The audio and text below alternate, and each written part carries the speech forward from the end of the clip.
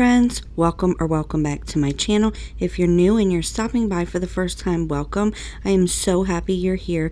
I would love it if you would stick around by clicking the red subscribe button and then tap the bell and all to be notified every single time I upload. If you love all things crafty on a budget, especially Dollar Tree DIYs, Farmhouse Decor, and much more. So for today's video, I have 3 Dollar Tree fall DIYs. I'm so excited to be bringing you fall decor, so let's jump right in. I want to be daring, baby, dance the night away. I let my head down if I want. To start off, I picked up these 4 candles from Dollar Tree and I boiled them to get the wax out. So while the wax is being boiled, I take that bin and this tray and I spray paint the bin with hammered spray paint, and it's like a silver color, and then I spray paint this tray white. So while all that's being done, I go ahead and work on this project with the little mini jars.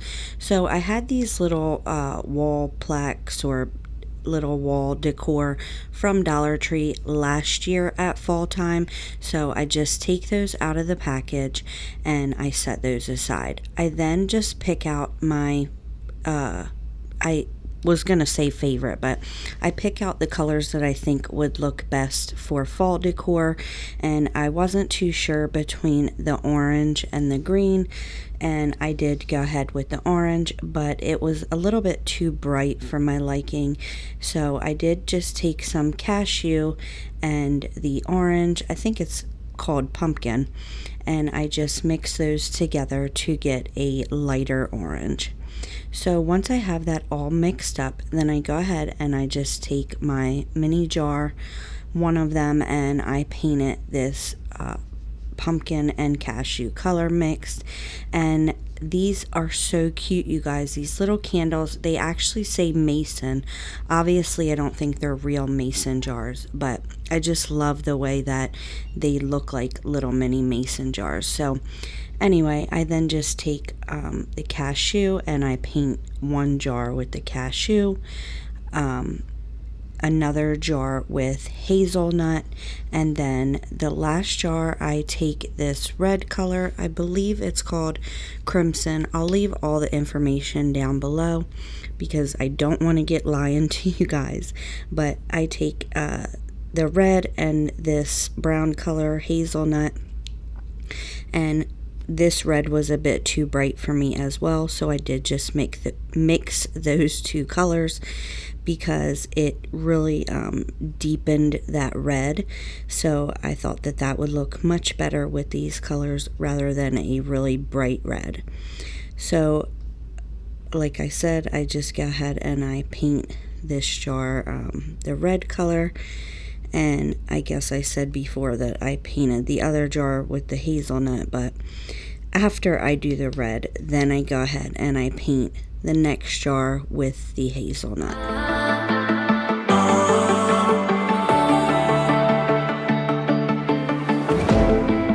Last night we had something.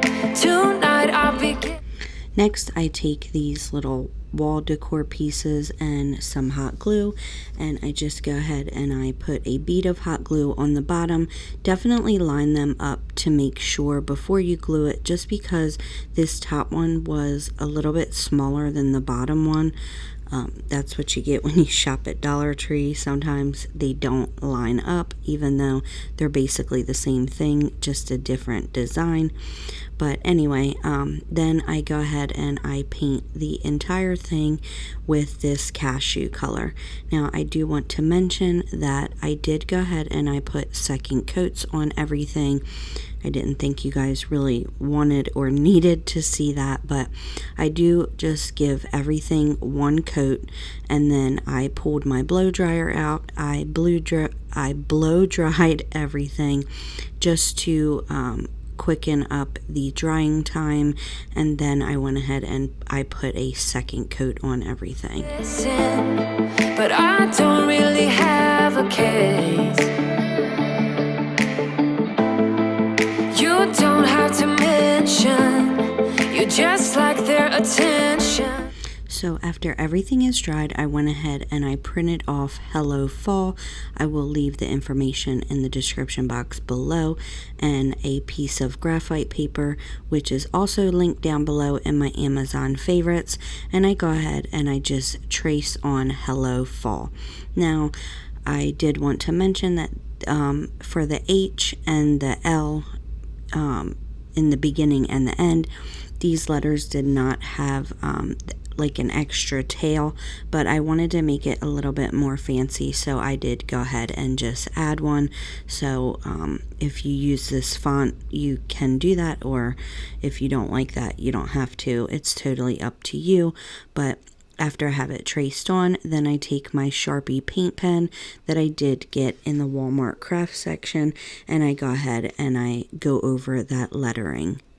So once I had all the lettering done, then I go ahead and I take my antique wax from Waverly chalk paint, and I go ahead and take a chip brush that I also got from Walmart, and I just dry brush all the way around this base.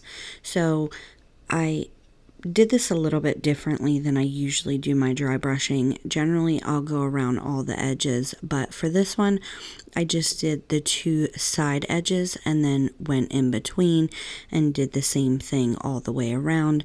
If that makes no sense, you can see what I'm doing here, but I am absolutely in love with the way that this little base piece turned out. I wasn't too sure. I knew that I didn't want it to be bright white because I didn't think that it would go with the jars, and I also didn't want it to blend in with the jar that was the same color. So I figured that I would put antique wax on it, but then I wasn't too sure how it would turn out because the lettering was black. But I am just so impressed and in love with the way that it looks. So let me know in the comments down below what you guys think. So after I have all my dry brushing done, I go and I take my finger sander and I just sand off as much as I want.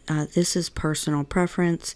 As I always say, you can skip this step or do it more or less. It's totally up to you, but I like the way that it looks because it looks old and weathered, and although this is fall decor, I do like to kind of keep it a bit farmhouse, if you know what I mean. But I just go around and here and there I just sand off, and I do especially focus on the lettering on the jar, just so that way once it's displayed, you can kind of read what it says. Again, I mentioned it before, but it does say Mason. So after I was done the first, I did go ahead and do all four of them. I didn't include a clip because I did the exact same thing. But once I was done distressing, then I take some jute, and I wish I had raffia, you guys. I was going to use raffia, but I couldn't find any. I probably put it out in the shed with all my fall stuff, so I'll pull that out here soon. But I just go around the rim of the jar about 4 or 5 times, and I start by putting a bead of hot glue. I glue the first piece down, wrap it around, cut it, and then I glue that piece down. So I then went ahead and made 4 bows. These are double jute bows. I can link a bow tutorial in the cards in the right hand corner. I didn't show how to do it because I do show it all the time, but I did just double up the pieces and then do the bow like I normally would, and then I cut the ends off and glued those down, put a little bit of floral, and that is it for that project. Next, we're going to make this tray. So like I said before, I spray painted it white. Then I printed off Gather. Again, I will leave the font size, the font and the font size in the description box below. And then I traced it on with my graphite paper. After I traced it on, then I took my black paint pen and I went over that lettering once again. once I had the gather done, I wanted this to kind of look like that enameled look. I don't know what look I was going for. I guess you could say the enameled look, but I just took a paintbrush and some ink Waverly chalk paint, and I kind of just, I don't even know how to explain this, but I laid my paintbrush flat on the edge, and then I just kind of ran the paintbrush around the edge just to get a nice clean line. And I was trying not to be perfect, but be perfect, if that makes any sense at all. But after I went around the whole thing, then I kind of lifted this tray up and then finished getting the edges. And then once I was done that, I did go around again, and I kind of made little spots where it looked messed up. Again, I guess you could call it the enameled look. And then I take my chip brush and the ink Waverly chalk paint, and I do just dry brush around the edges, coming from the edge into it. But I know that probably makes absolutely no sense, so you'll see what I'm gonna do here in a minute. It's written all over your face. I don't wanna play the quiet time when I'm near you. Reading old messages on my phone every time I see you. Tell me, is this part of an act just to keep your image intact? If you think that strategy's smart, I'm not gonna defend my beating heart. So once all the dry brushing was done, I take this greenery from Dollar Tree. I was actually impressed to see this, you guys. This is actually a new floral from Dollar Tree. It's not very full, but hey, it is what it is. You guys know how Dollar Tree's florals are, so no big deal. But I was impressed with the quality of it, even though there wasn't very much on each pick. But I just pulled 2 pieces off and I glued them down right underneath gather. And then I wasn't too sure what I was going to put in the middle of this. I almost put flowers, but then I really wasn't too fond of that. So I just took this ribbon that I got from Walmart a while back, made a simple bow, and then I went ahead and hot glued the bow right in between those 2 pieces of greenery. And I don't know, let me know in the comments down below what you guys think with this bow in the middle. I thought it turned out pretty good. I'm always like the biggest critic of my own work. So anyway, after I had the bow glued down, I did go ahead and I took some nautical rope and I wanted to make handles. So I just cut a piece and then I went ahead and I flipped the tray over. I put some hot glue on the end of my nautical rope, and then I went ahead and glued that down. Now I did keep flipping it over to make sure it was where I liked it, and then I cut another piece and I did the same exact thing to the other side.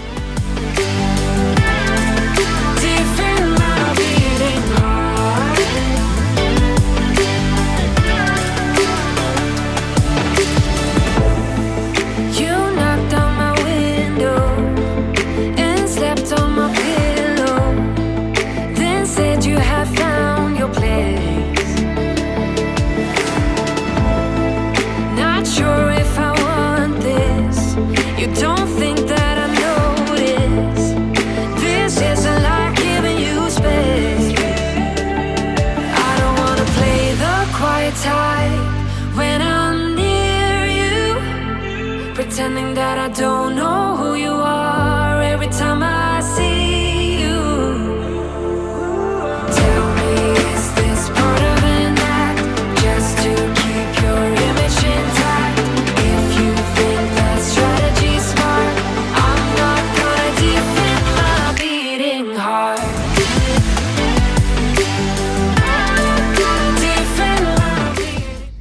Okay guys, last but not least, we're going to take this bucket and some elephant Waverly chalk paint and some white Waverly chalk paint with a natural sponge that I did get in the Walmart craft section.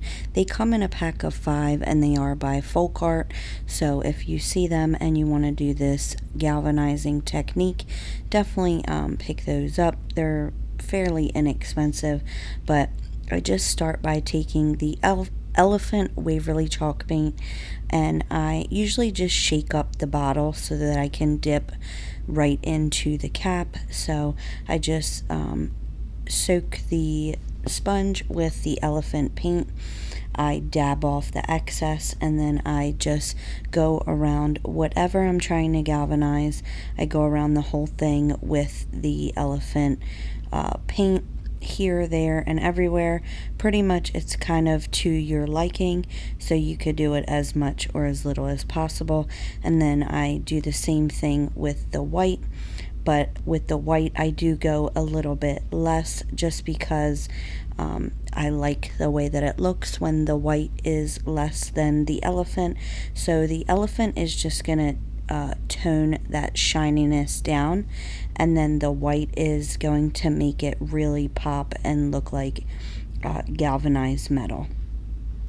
Once I had my galvanizing all done, I then just take, you can't really see it because it's clear, but I had this stencil and it has letters on it. I do believe I got this one at Walmart as well, and it's just capital lettering, and with the small letters I stencil on hand picked, and then I had a stencil letter wheel from Dollar Tree that I did trace on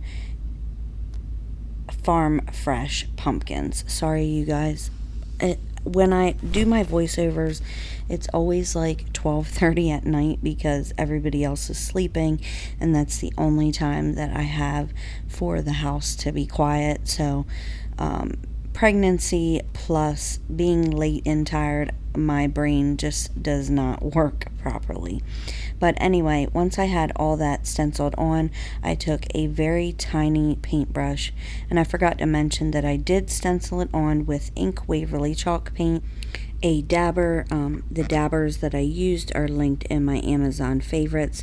They come in a big pack of a bunch of different sizes, and then I just take a very small paintbrush and I just connect all those letters. This is preference. You can leave the letters open if you like, but I like the way that it looks when you connect them. And here you can see why if you've been around for any amount of time, I always say that I hate to use stencils that are not adhesive, and you can see here why. Some of the lettering is not very straight, and it does bleed through just because it has a hard time staying down, especially when you're using a dabber. But for this project it turned out pretty good, so I'm happy with it. But usually I will trace this on and then go over with a paint pen, just so that way I have more control. So once I had them all all the lettering connected, I didn't have a number stencil, so I did just take my black paint pen and I freehanded 50 cents a pound in kind of fancy lettering. I just wanted it to look nice. So if you have number stencils and you rather the look of stencil, then do that, or if you trust yourself, then you can go ahead and just draw that on. It's totally up to you. Last but not least, I go ahead and I take some more antique wax, and I first started with my chip brush, but I didn't like the way that it looked, so I just take a regular paintbrush and I dip it in the cap. I didn't want a whole bunch, but I just wanted this to look like rust, and I'm really happy with the way it turned out. So I just go along the edges, and then every so often I just bring my brush down and then I go around the whole thing and just kind of dab some antique wax here and there, and I am totally in love with the way this turned out. You can put a bunch of pumpkins in here, or floral, or really whatever you like. So let me know in the comments down below which project was your favorite. I'm in between this one and the first one that I did with the little mini jars, but as usual I can't choose, so again, just let me know in the comments down below what you guys think. I want to thank you guys so much for stopping by. I hope that I'll be able to upload next week. I am currently almost 36 weeks pregnant, so this girl can come anytime she likes, but I'm hoping that she'll wait another week just so that way she's full term. But anyway, thank you guys so much for stopping by. Again, don't forget to hit the thumbs up. Subscribe if you haven't already. Leave a comment down below just saying hi if you're new, or like I said, let me know which project was your favorite. And if you guys have made it this far, please give me a pink heart in the comments down below. I will catch you guys next time. Bye.